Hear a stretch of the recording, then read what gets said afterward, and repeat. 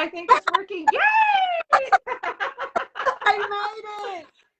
Oh my gosh, you made it and I made it. Oh, sometimes technology is so frustrating. It's really.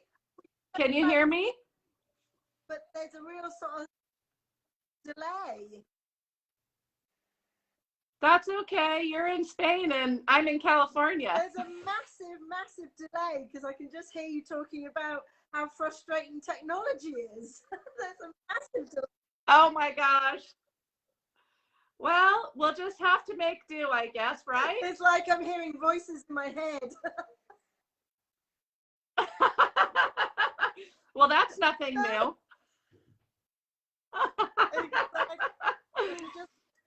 If I just turn everything down a bit, let me just.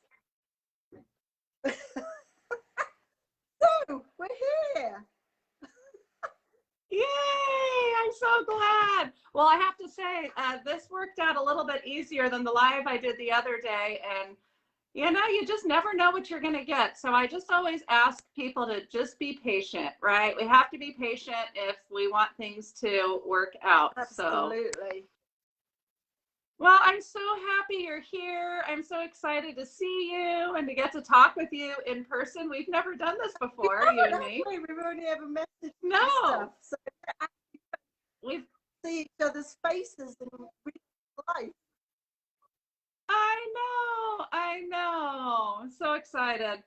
Well, we are here really to just chat and celebrate Emma Petitt's brand new class Yay! That's coming out on our network. I'm so thrilled to have it. I think has it been about 2 years since your figures course came out? And what 2 years? And that was your, oh everyone. my gosh. And you, look how much you've done in the past 2 years too.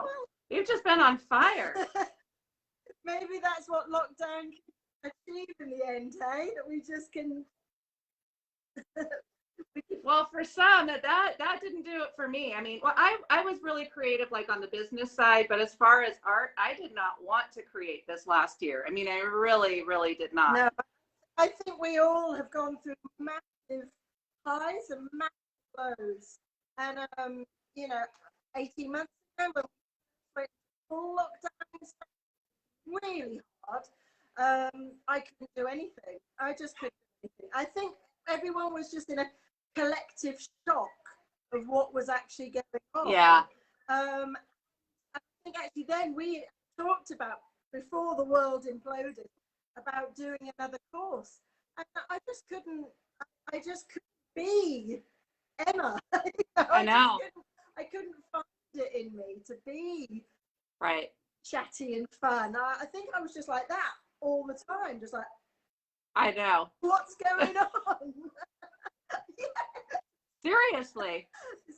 I know. And I think really it was not until we came out of that sort of hard lockdown, fair enough, it's still been a year, I kind of sort of came out of myself a bit better then. You know, we had very few freedoms in Spain. It was tough here, but I had to stay at home. I had to stay in the workshop. So what do? You know, you just do what you do best, you know, and really sort of.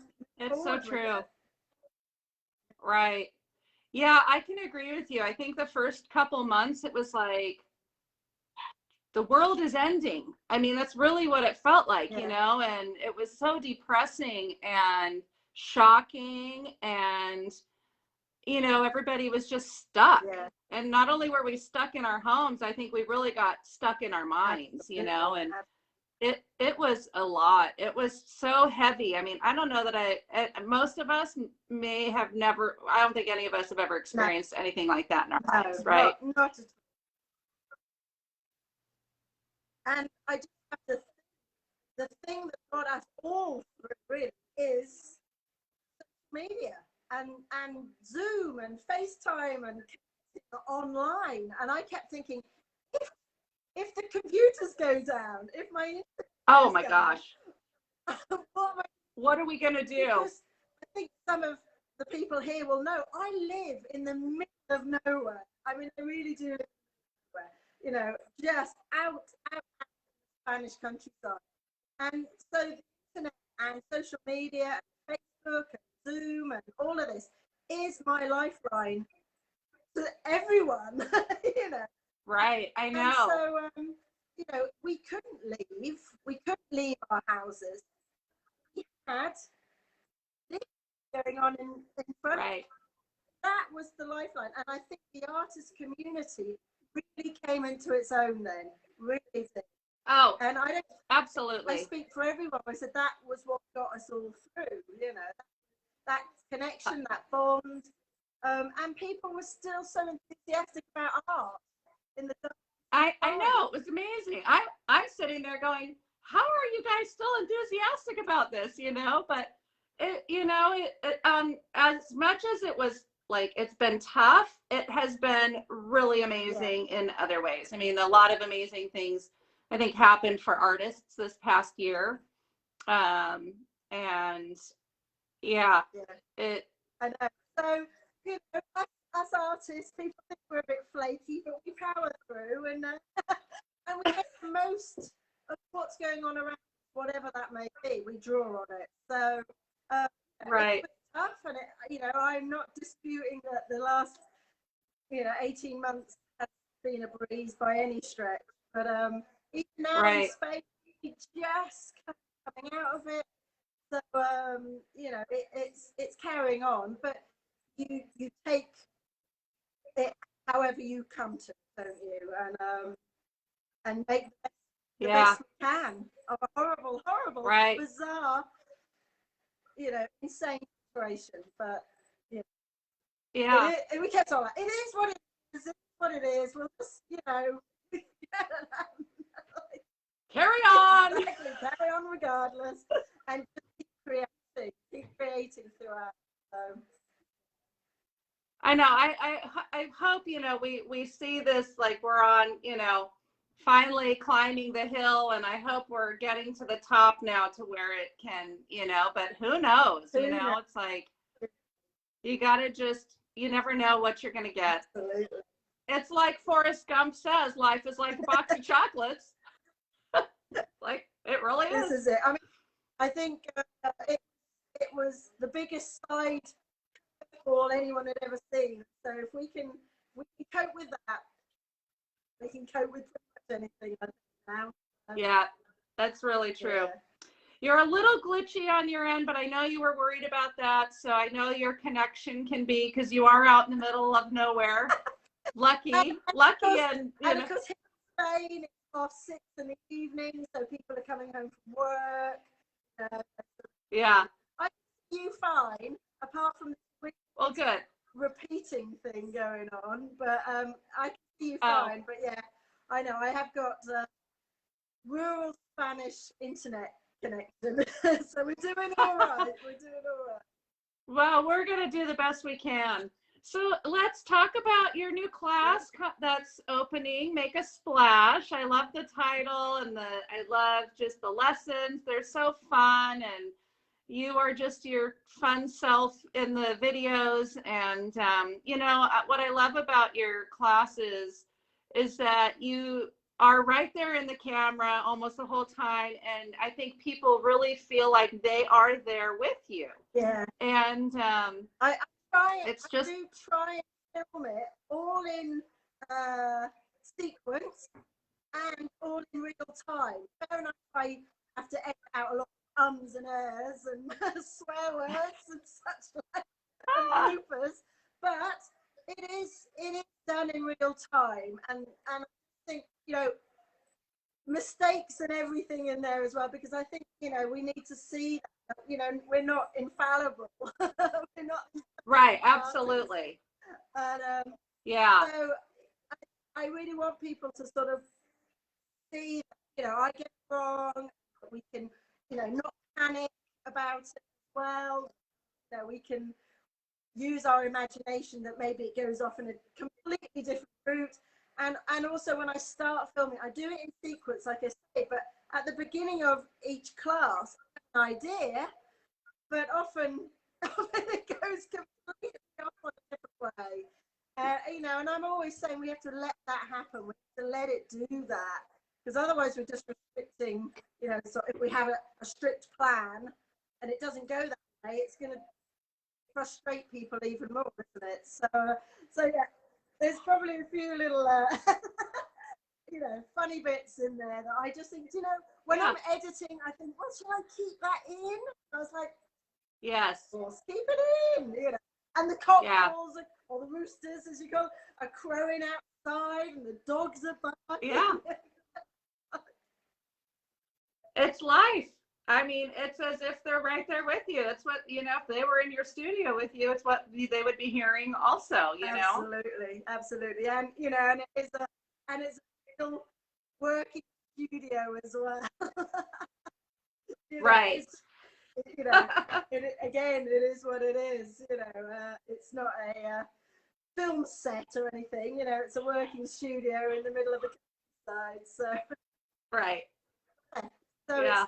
Well, I know where we film, there's, you know, cars zooming by and bells ringing, and there's a restaurant across the street, and I have other tenants in there. So sometimes if other people are there, it's like, oh no, somebody's here today. We're filming. Like I can hear them. Sometimes I hear them on, you know, in the background of my video, and they're in a different room. Just our walls are thin, you know. But somebody's saying they love to hear your roosters. Oh, yeah. They I have a lot.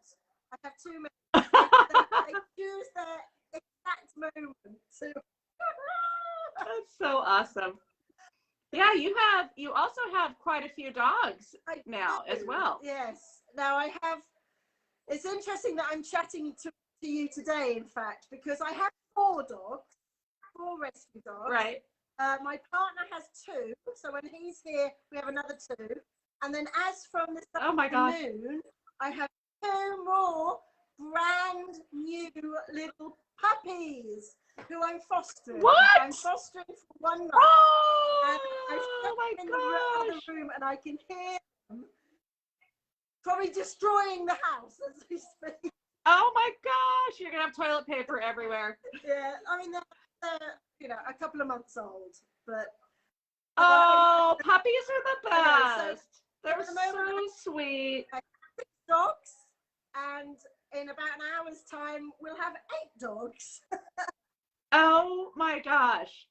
What how are you going to give them up in a month? Do you think you'll be able to do that, or do you think you might end up keeping them? I be very, very strict on this. Otherwise, so very, you know, there is a loving home to go to. So it's 1 month, and then I will be strong. Off you go. I will be strong.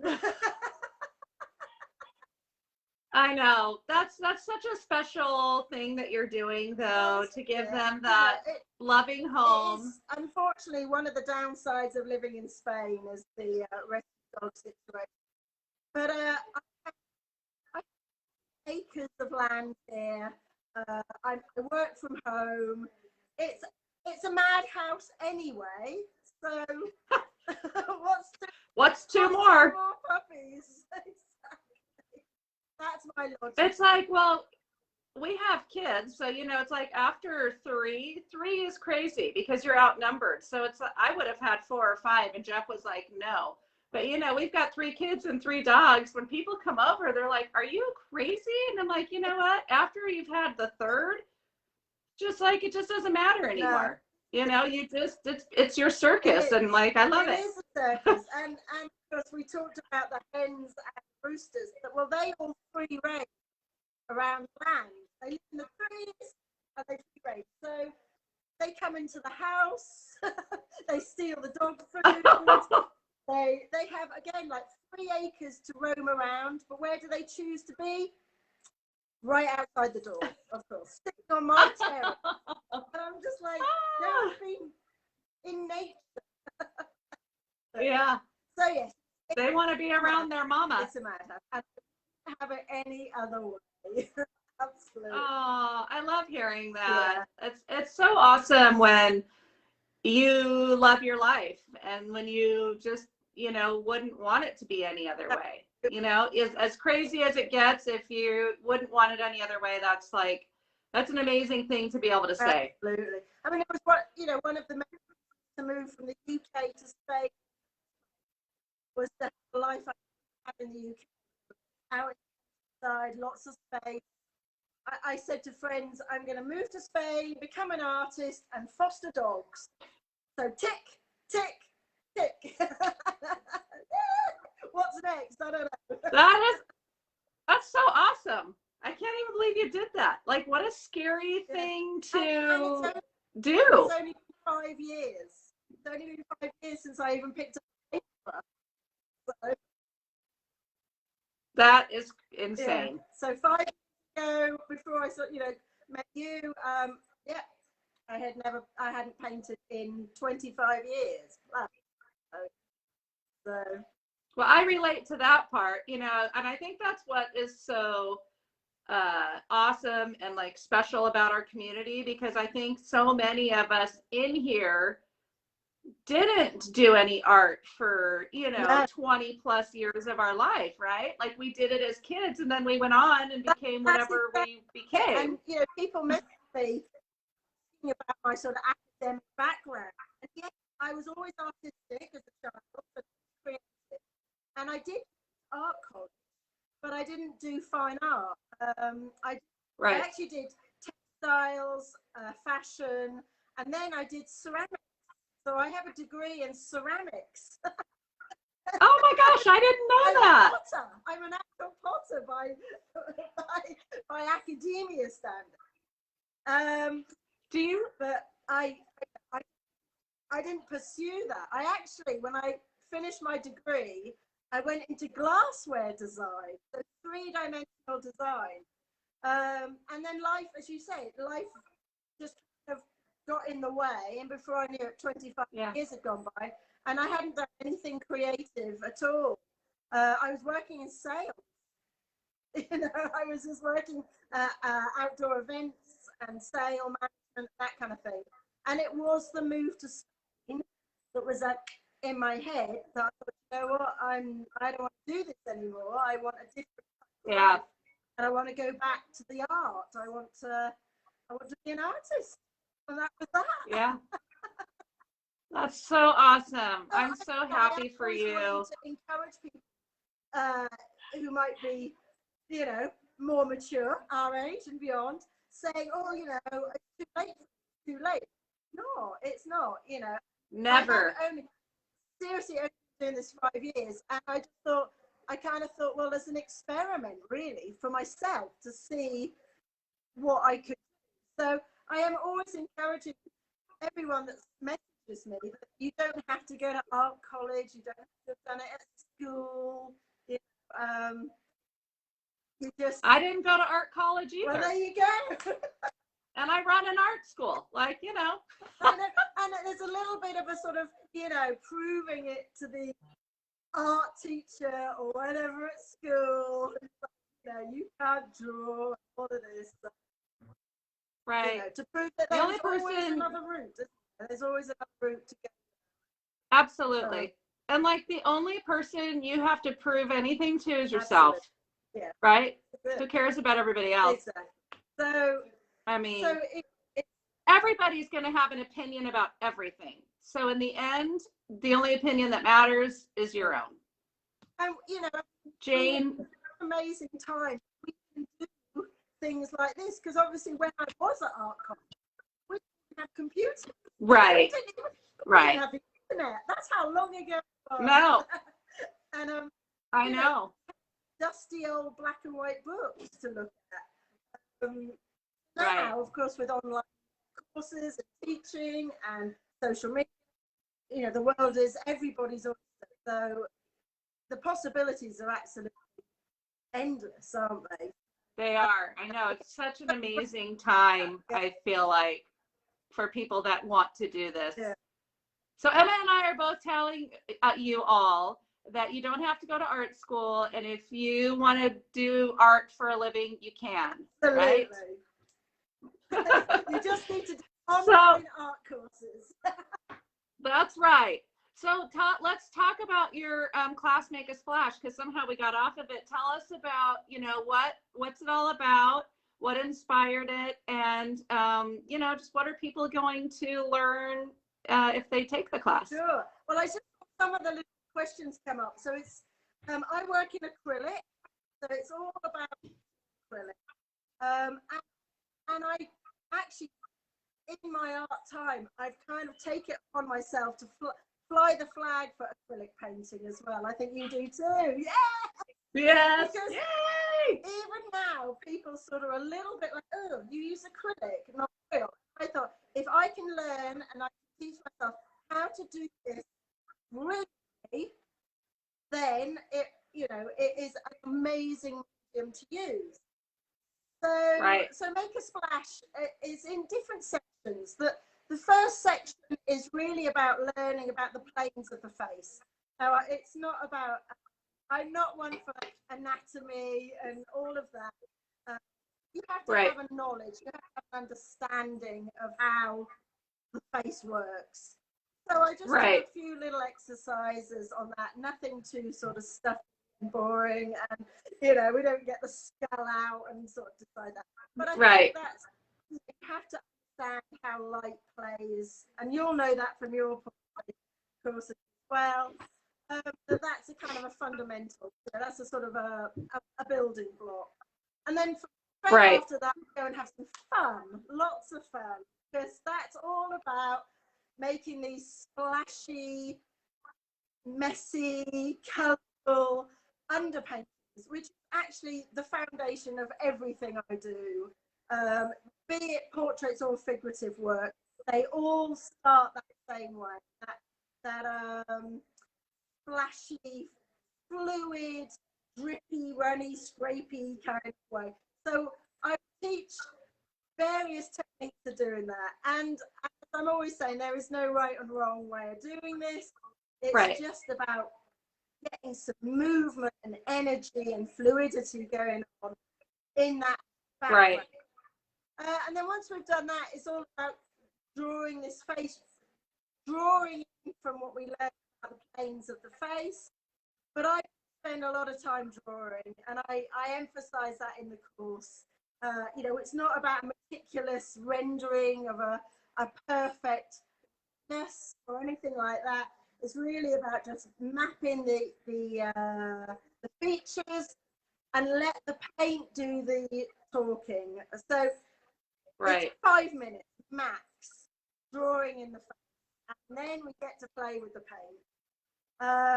That's the most fun. And really about Make a Splash is not blocking in, not painting everything in, knowing when to stop. What parts to sort of, as said in the description, about what to conceal and what to reveal. Let that sort of painty background come to the foreground to give a lot of depth and interest and intrigue and layers of color. So it's not about portraiture. It's more about expressive faces, a little bit of abstraction, that kind of thing. Because I know people struggle with this realism thing. This looseness. Yes. And to learn to paint loosely takes as much skill and practice as it does to have detail and types and realism. It's just a little change in the way you think, and I know people struggle with this. We've both done online polls where we say, what do people struggle with the most? And it's always about loosening up. So I really hope, in the title, Make a Splash, throw the paint around. It really is about breaking that need or thinking you have this need for realism, where there's just, if you break that, if you get away from that, then woo, there's no stopping you there. Is there? Right, no, there's not. Because there's definitely no stopping you, that's for sure. There are no rules of how far you take it.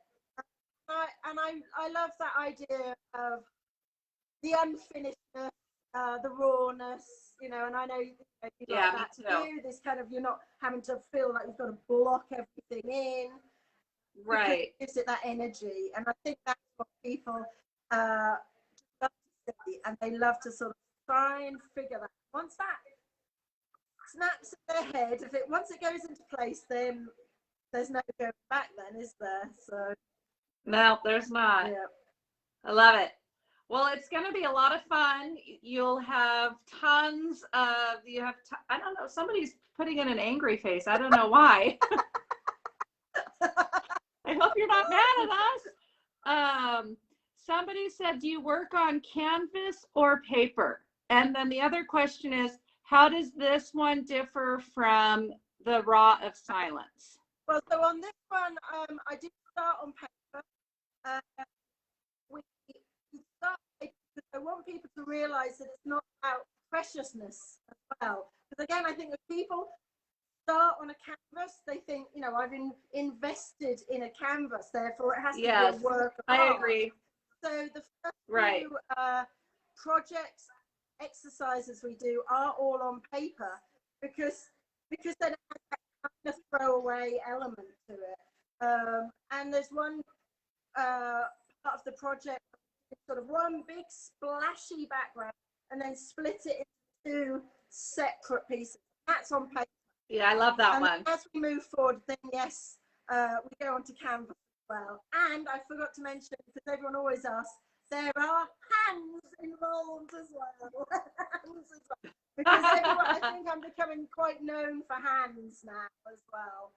And then the other one was about the difference between this and Roar of Silence. Now, the Roar of Silence was more of a general, quite a short workshop, but just a general overview of keeping loose in your sort of mental approach to art.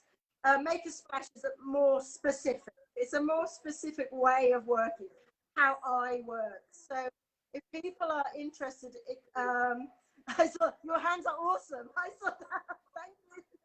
And so I think if people want to see, people who follow me on Facebook and Instagram, they see how I work and they see these sort of layers going on, because I always see these close-ups. I think, well, how do we get these sort of this structure going on in the background?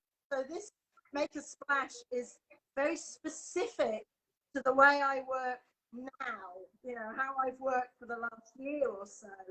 And I will continue to work as well, because it's fundamental to who I am.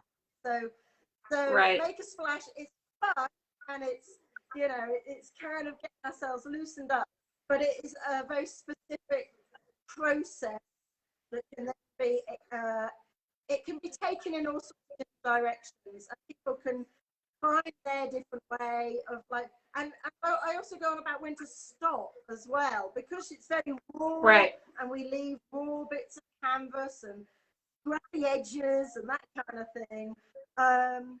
It's knowing when to stop, and that again is very specific to this workshop as well, which I love doing. Awesome. You know, I love that kind of rawness. And again, I know that that's what people they struggle with, thinking that if it's on canvas, that every single inch of that canvas must be covered with paint.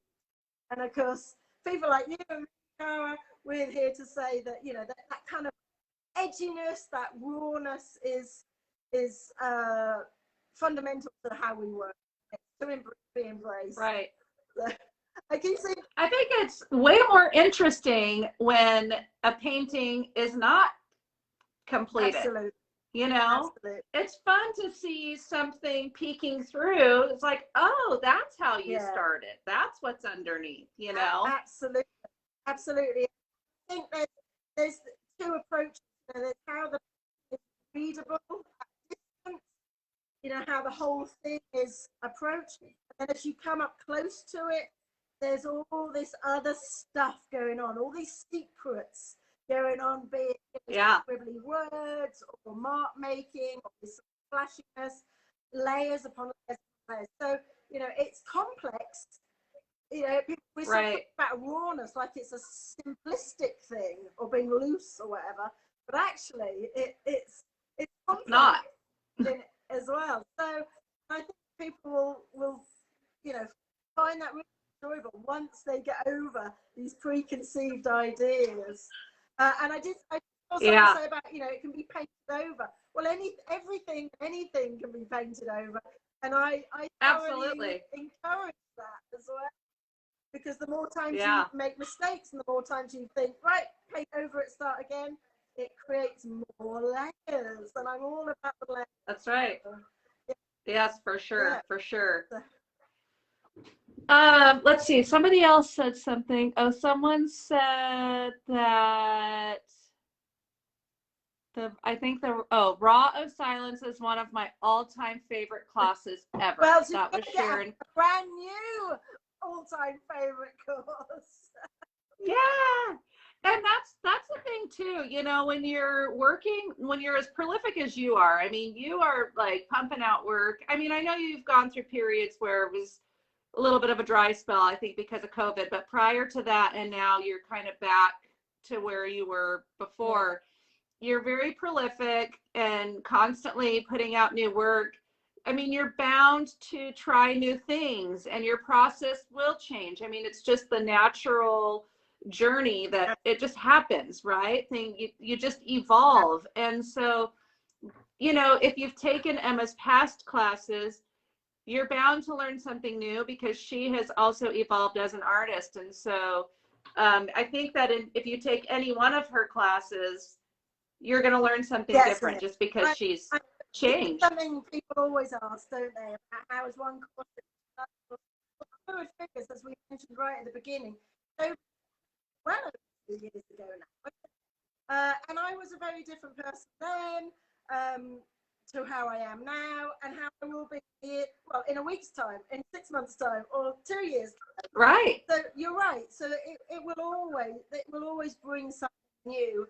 And I consciously make every course I do, be it Let's Face It or other things, I always try and bring a different angle, a different approach. Because, we have our ways of doing it, but, we just want to sort of spice it up, as it were. Just Yes.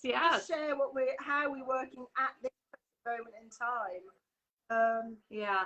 So I'm very excited about it because I know how it's very relevant to how I work at the moment. And you're right about the peaks and troughs of being an artist. And I think, yes, I do have periods of time and I'm just going for it. Yeah. But this last fortnight, in fact, before just this last paintings I've done, I gave myself 2 weeks off anyway. I felt I needed it. And I injured my foot really badly, so I was actually sofa bound for a week as well. Oh. So all of those other things were getting in the way. And I want to tell people as well that I found it so hard to get back. But once I got back, and using those sort of splashy, painty kind of things I do is a brilliant way for me to then find my back. And I have right. But it's not always easy, is it? And I know you know that as well. No, it's not. I know. Yeah. I mean, after you take so much time off, it's like anything, like exercise, things that, like, I do enjoy exercising, but it takes me, if I'm not in the routine of doing it takes me forever to get back into the routine of doing it. It's like you take so much time off, it's nearly impossible sometimes to get back to it. And I think painting is really the same way. And that's as an artist, find our mojos as well. Sometimes it wanes, life gets in the way, adulting stuff gets in the way, bills to pay, just the dog stuff. Right. And actually, sometimes that's all I want to do is be in the studio. But we just have to. I was even messaging someone just this morning who was struggling with productivity and getting the courses done, and I was like, you can't force these things, can you? No. You just have to go with how you feel and do what you can. And when you can. Sometimes I think our body is telling us, hey, take the break, because you often, when you do finally come back, I think, like for me, when I finally came back, I was worried, oh my gosh, I'm not going to be able to paint anymore, right? But the breaks for me often are amazing, and I come back and I'm like, oh my gosh, I was actually working stuff out in here, and now I've put it on here, and this is better than the last thing that or the other thing too is I kind of did what you did. I was like, my love is to do portraits, but when I went back to the studio, I was like, I do not want to paint a face, but I do want to put some paint down. And I got out a brayer and, some paint. I hadn't done that. I used to use a brayer all the time. And I just started, doing that on a giant canvas. And it was the most like amazing feeling. And then I painted a barn. That I don't know if you saw my barn painting, but I did do a barn a couple months ago. And it was so much fun. Yeah. And that kind of then led me back into my portraits, and I started from figurative stuff to portraits back again, and at the moment it's all about portraits, and I just have to ride with it. I just go with the flow until something else comes along to change my mind, sort of thing, So right. At the moment, I go through the portrait period, and who knows how long it will stay, but. It's great. But I also think it's coincidence that I'm feeling like this as this course is coming. So when people are following me, they'll see that I am making the work that's in the course as well, because it's so fresh to me. It's so fresh. Right. So hopefully that's perfect. I'm doing myself outside of the course will encourage and enthuse as well, because that's what I'm sure it will. Today, but, it might wane with these little things who I could just hear going mad next door. Oh my gosh. Something else that I love your full figured women and the stripes. Those are a couple things that I really like. But what was it that inspired your full figured women? I've always been a supporter of anything to do with body confidence and body awareness and body acceptance, and also I get a lot of sort of great messages saying about these real women, but I've always played right back when I was at art college, playing with a sort of slight abstraction of the figure, tiny heads and big legs and that kind of thing. And I think I was just harking back to what I was doing when I was at art college, when I was 20, 21 sort of thing. But just bring it up to a more modern message. 99% of the time I'm getting wonderful supportive things. I do get a few of course things, but I just say, oh come on, this is the world we live in, I just love that distortion, and actually it allows people who aren't confident in drawing figures absolute freedom to break every rules going, because if you absolutely proportion and bone structure and how the figure works and joints and muscles and all of it, and that's like a bit of a wah, like that. If you distort it and abstract it, well then you can break every rule. I mean, like, the hands I do, the hands are, 4 times the size of this tiny, tiny little head. So I'm all for just playing with this abstraction of the figure, because then, again, you've got no rules holding you back, have you? So, right. It's a great freedom. It's a great freedom. And I think it's allowed me to go that way. But, there is that other message underneath it all, that bodies are all shapes and sizes, and they are to be embraced, enjoyed, and not criticized. And and I take great joy in replying to my critiques, who tell me in no uncertain terms how the proportion of hands is way off. And I was like, that's the point. I know. I feel like some people just so polite. I tell them I've had my own share of comments too. I know it's, you know, I think some people just want to share an opinion, but you know, kill them with kindness. That's social media. It's a public forum, and right. All comments are welcome. I love that you can laugh about it, because I know, you know, it can be hard when people are critical. Yeah, it is. But like you said, it's a small percentage of people. I mean, just about everybody loves your work. And that often is just a red rag to a bull for me, because I will think, right, well, I will just make it even smaller, and the hands even bigger, and the bum bigger. I'll be off the paper for all I care. Oh, you're so funny. Oh my gosh, that's so hilarious. I'll just be like, it's just spilling out. But, you know, oh my goodness, that's so funny. So, you know, I just saw someone saying about how to find your style. Well, that came up, and I was actually thinking about this the other day, because when I started, I was thinking, well, who am I as an artist?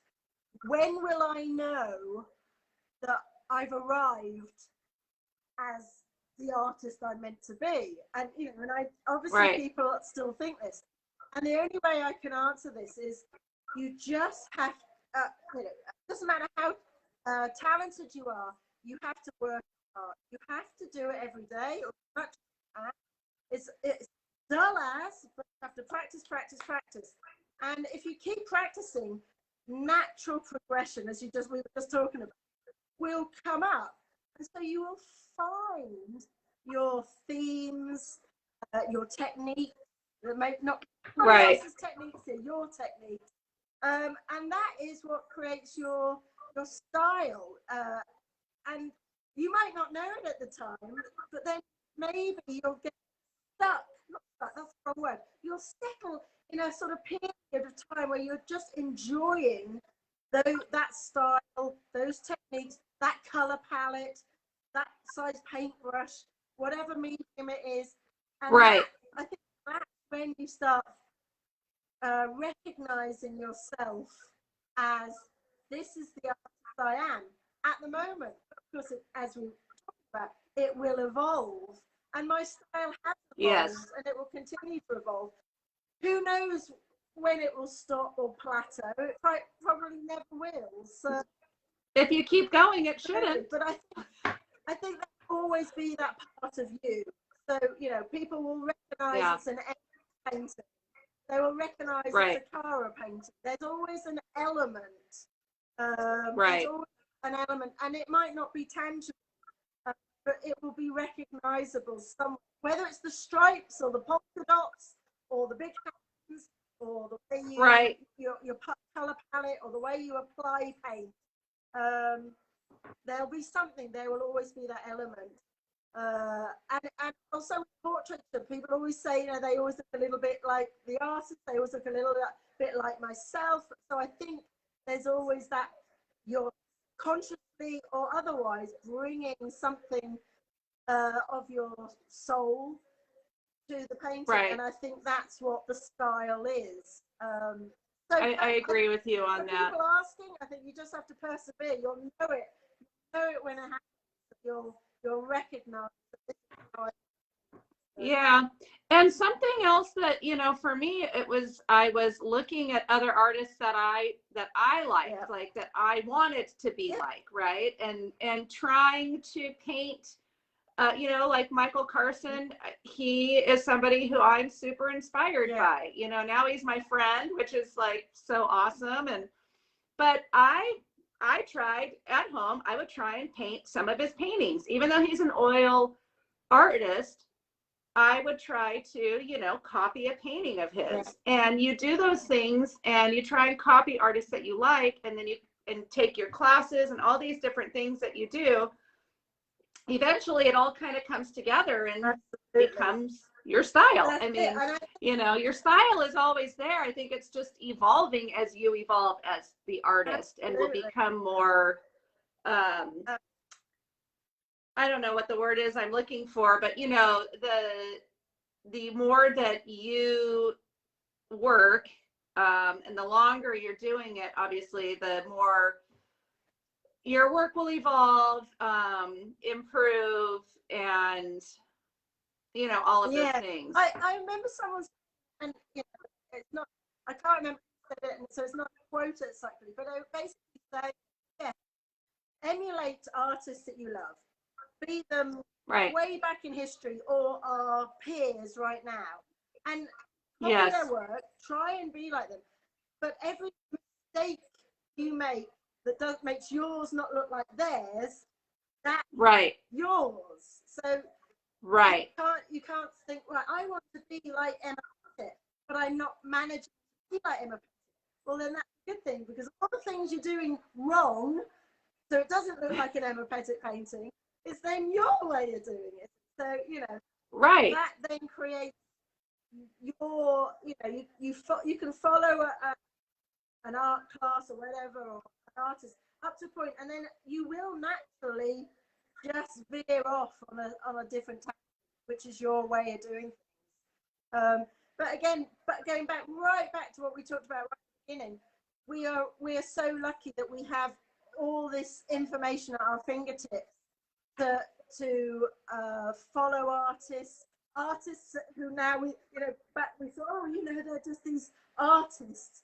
Now they're accessible, and you know, we can talk to them, we can become their friends, you know, see everything they're doing on a daily basis. You know, we've just got all this at our fingertips, and it's beautiful. You know, if I'd had this when I was 18, it would have been a whole different ballgame. Oh, totally. You know, I know, I always think like, gosh, I wish I'd had this when I was younger, you know, but at the same time, we wouldn't be who we are now. This is it. If we had had it when we were younger. We would be somebody completely different. Yeah, and this is true. We may not be doing art. It's mad, isn't it?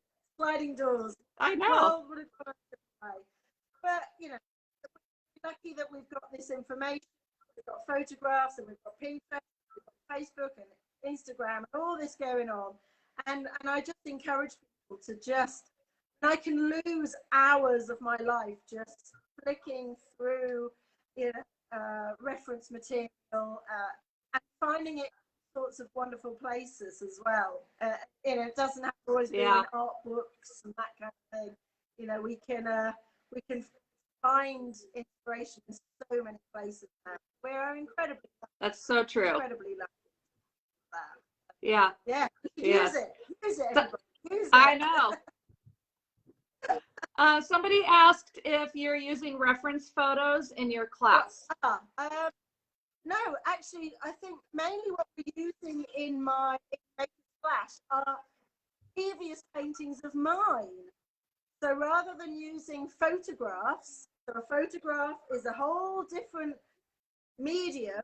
It's very flat. It's a moment. We're using mainly using paintings that I've done in the past, and just kind of moving forward with them, because I think actually in that way, for complete beginners and complete novices, you can see the sort of way the paintbrush goes on, and how I can evolve, you know, one painting to another painting. As I probably say a million times in this workshop, it's not about copying, and it will never be about copying. It's always about starting point and allowing it to go off in a different way. You will never reproduce that painting a second time.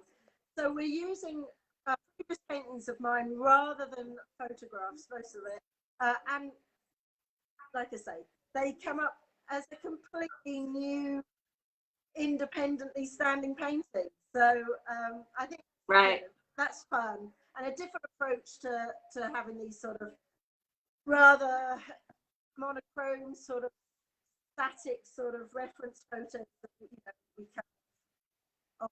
have to use, because obviously we don't have the pleasure of having a model at our fingertips, or at our disposal. So So I took that approach to try and use other paintings as our reference as well. I think it was a fabulous idea. I loved it. Let's see, I was going to ask something else. What was it? I was waiting.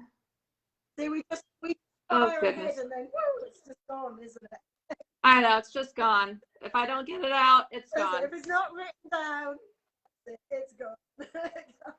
I know. So Emma's class opens July 7th. That is just about, it's 2 weeks from yesterday. Okay, yeah. And for those of you that are joining today, we are giving away one free spot to her class. Woo! So if you're here, and we're going to pick, we'll do it at the very end, but I do want you to, we'll be in just a couple minutes here, but we will be, I'll tell you how you can win that spot in just a moment. But before we do the giveaway, Emma, is there anything you want to share with people about other things that are going on? You have any auctions coming up, or any other?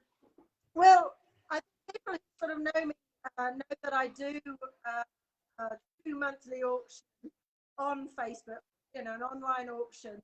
The next one is in July as well, actually. So it's busy time for me. Oh, good. It's coming up. So, and I think it will be full of portraits. And I think just going back to what I was saying, that I kind of had a lull in my work. So moving forward, people will just, if they follow me on Facebook and Instagram, they will just see more of what I'm doing, more what's relevant to this course. And I have recently had a bit of a kind of steep learning curve on social media and beyond, which is not come naturally to me. So I really want to do more stories, more free videos, more little people love the time-lapse stuff I do. I just love doing these little time-lapse videos. Yeah. So now that I know that I can do it on my phone and not a camera, and it's all opened up a whole new world. People will expect to see a lot more of that kind of thing. Just sharing little snippets of what I do, not great long, sort of videos and stuff, just snippets of what I'm doing, and just come for the ride with me, really. I'm very much a hands-on artist, and I want to share more of that with people, for all the reasons we've just been talking about, to make it much more accessible to people, right? Especially now in this sort of, I wouldn't even say post-COVID time, because I think we're still going through it. People are wanting new ways to approach hobbies or interests, or just different things in life. So I want to be doing more of that thing more as well. So more snippets of the world according to Emma. Yeah, I know. I've been inspired to do that too.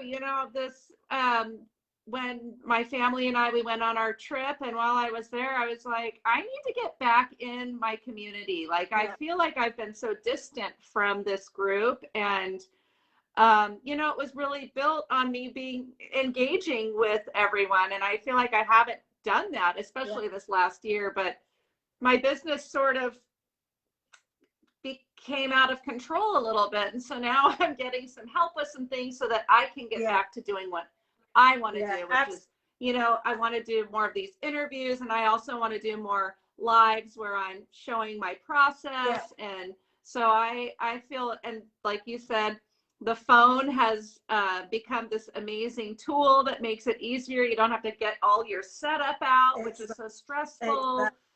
So I know it's really, I'm excited for you and your enthusiasm. From being a professional social media international superstar, I think I probably need probably your son, some that sort of age, to teach me. Yeah, right, an 11-year-old. I'm way too old, but I'll give it a shot. With everything that I've done in my life, from moving to Spain and all of this, and learning to paint and being an artist, right through to teaching myself how to edit and how to do social media, even do this today. Yes. I've never done this before. So Yeah. every day is a learning day. So it sure is. Absolutely. I'll definitely be doing more little snippets of my, like you say, process, because it's fun, and I love to see that. I love to watch people do it. So, Right. Me too. I know that we're just regular folk, just doing our thing. It's so true. Yeah. We really are. Well, everybody, people are saying that you're inspiring, your enthusiasm is infectious. People are excited for your videos. You'll have to go back through all the comments and because this take a look. With this sort of weird delay going on in my ear background. So to read all this well is all of it. Yeah. It's a lot, but it's so fun to be able to do this, in real time also. And I will post this. It'll stay in the group, and then I plan to post these either on my YouTube channel or on my website somewhere so that people can go back and rewatch them. So once they are up somewhere, I'll email and let everybody know. Hit yourself back is way too cringy. There's lots of names. I can see lots of names coming up who I recognize as, following me from day one, who've been, they inspire me back. It's a two-way thing, isn't it? So it's just great to see these comments. It's so awesome. It's so awesome.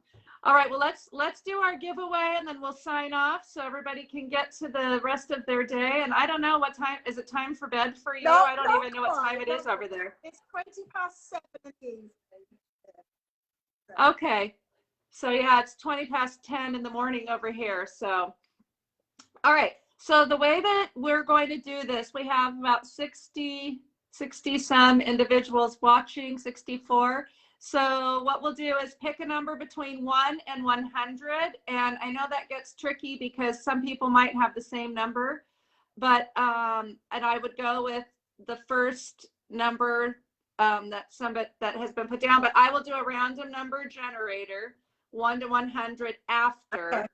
I'll give it a little bit of time so everybody has time to do that, but I will pick a number between 1 and 100, and then people are going already. I know, they're picking numbers themselves.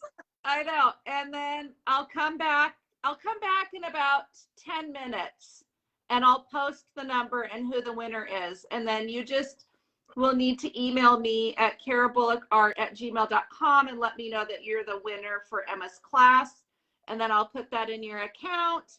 And if you've already purchased the class, then I will refund you for the class. So that's how that will work. And yeah, I know. And you still have time to sign up for Emma's class, so please don't worry about that. There's plenty of time. We hope you'll join us. It's an amazing course. And if you are intimidated by portraits, I would definitely take this class with Emma because she will take all your fears away. Yeah, that's for sure. Yeah, absolutely. Well, this has been so much fun. Oh, before we go, I always ask some questions, some little fun questions. So let's go through those really quickly. Okay, the first question is, what is your favorite color? Oh, wow. I think most people will be able to answer that as well. Anyone who knows me, turquoise. Turquoise. Turquoise. It is, and any shade from dark teal through to aqua is still part of it as well. But yeah, turquoise. Yeah. I have to rein it in. Otherwise, my whole house would be turquoise. My whole wardrobe would be turquoise. My hair would be turquoise. You'd be like one of those blue men. Yeah. So turquoise for sure is my favorite color. Wait, let me ask you something. Is turquoise your favorite color? Yes. I think so. Okay. what is your favorite ice cream flavor? Anything involving caramel and nuts. So like a vanilla caramel nut kind of thing. I'm not a great ice cream lover, in fact, but something like that sort of caramelly vanilla thing, that could probably sway me. That works for me too. Okay, what's your favorite number? 3, which happens to be my birthday as well. It's just my lucky number. It's just 3. It's just always is. So. Smurf ice cream. Someone's saying Smurf ice cream. What's Smurf? I don't know. Smurf ice cream. It must be blue. It must be. I was a big Smurf fan when I was younger as well. Oh, me too. I would get up in the Saturday morning and watch the Smurfs. I loved the Smurfs. Let's see. What's your favorite song or favorite band? Now I cannot answer. I cannot possibly answer because two things about me. I am a real music nerd and I am a really huge movie nerd. So don't even think about asking me what my favorite movie is either. I wasn't going to ask you that one, but I love music too. So I'm always interested in like what people love. Playing when I'm working, and it can range right across from cheesy pop right to thrashy metal and right through to sort of jazz and blues and everything in between. So I just love music. It's after art, music is exactly. I can't live my life without music. So those two things definitely go hand in hand. And when I'm not painting, I'm watching movies. I love movies too. I love TV. What can you tell us like a couple of your favorite bands?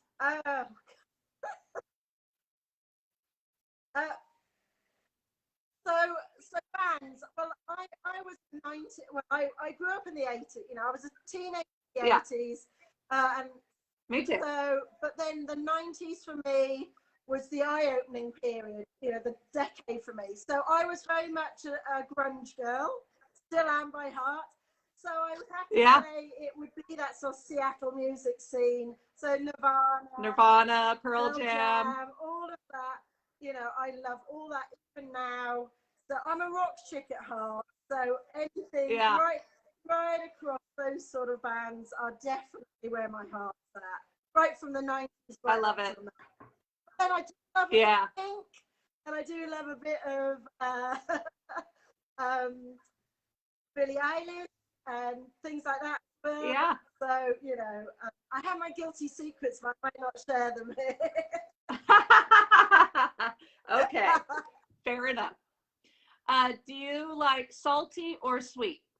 Salty, savory. Yeah, I'm not a great sweet person. Maybe a bit of chocolate. I'm not either. Chocolate once in a while, but I'm definitely more of a savory girl. Sweet girl. Yeah. It's a great question. Your favorite? I feel like I'm on some sort of quiz. I know, it's so much fun. It's you get to know a little bit more about you. What's your favorite age? Age? Yeah. Well, favorite year of your life? Got to be now, hasn't it? I've only just turned 51, so I turned 51 on the 3rd of June. So it's doing all right so far. Happy birthday! The 50s are the new 30s, as everyone says. So I can't wait. Absolutely. I certainly don't feel like 51. And when someone refers to me as middle-aged, they get the look. You're like, excuse me? So I have to say, 51 is doing all right so far. So far, okay. Well, that's awesome. You've got all your dogs. You've got new love. You've got an amazing art career. I mean, a girl can't complain, right? Absolutely. We're talking about, the pandemic and all of that. We all went through a really rough period. I have to say, don't tell him because he's not watching this anyway. But I found a lovely new man as well. Who thought that could happen? So I'm so happy for you. I love seeing the pictures of you and all your fur babies, and it's just so wonderful. I'm so happy for you. So everything is just doing great. It's all positive. That's so awesome. I love it. Okay, the last question is your favorite piece of advice that someone else gave to you.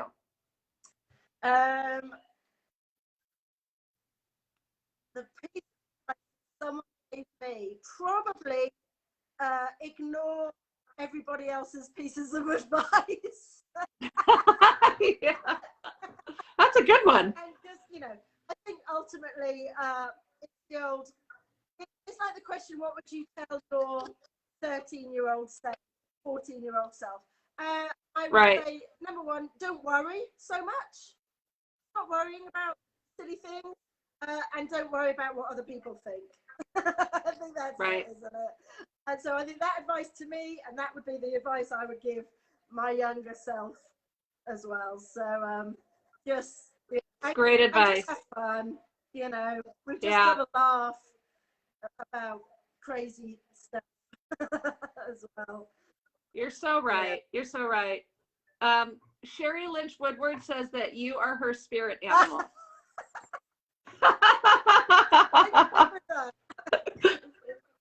I love it. I've never been out somebody else's spirit animal. I wonder what my spirit animal would be as well. At the moment, I know. Definitely a puppy. Yes, really.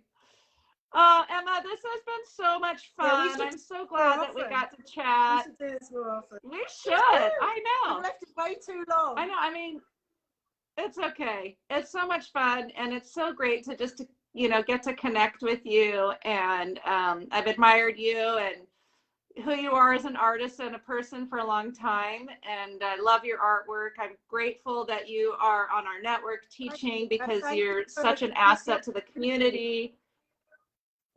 So thank you so much for everything and for taking the time today to do this. And yes, I will have to do it again soon. Absolutely. I would look forward to it. All right, my friend, much love to you.